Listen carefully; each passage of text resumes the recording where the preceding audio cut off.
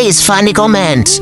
আমি পোড়া তেলের সিঙ্গারা, মুখে খুব স্বাদ না, কিন্তু পেটে গিয়ে যে গ্যাস্ট্রিকের পারমাণবিক বোম ফুটাই সেই খবর রাখোস? বেশি খাইলে সোজা হাসপাতাল। আরে সর ফৈন্নির তেল। আমি হইলাম পেঁপে, আমারে খাইলে পেট একদম ঠান্ডা, হজম শক্তি রকেটের মতো দৌড়ায়। সুস্থ থাকতে চাইলে আমারে খা। तो चलिए शुरू करते हैं। সবই বুঝলাম, কিন্তু পেঁপে ল্যাংটা কেন? পেঁপে ভাই পোড়া তেলের সিঙ্গারাকে যে লাঠি দিয়েছেন দেখেন আবার হাইয়ে দিছেনি। ফৈন্নির তেল। ওই পোড়া তেলের সিঙ্গারা তোরে খামু কি? তোরে দেখেই তো গুয়ের মতো দেখা যায়। ঠিক বলেছো। কি রে, কাদাইয়া দিছি বলে রাগ করছস?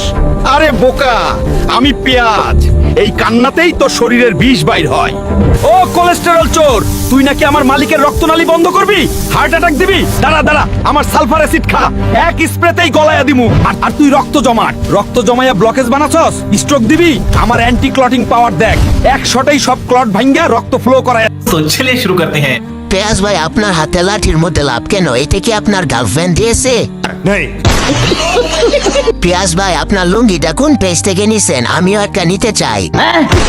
কাঁচা পেঁয়াজের গন্ধে চোখ দিয়ে যে পরিমাণ পানি আসে, গার্লফ্রেন্ড ব্রেকআপ করলো চোখ দিয়ে তো পরিমাণ পানি আসে না।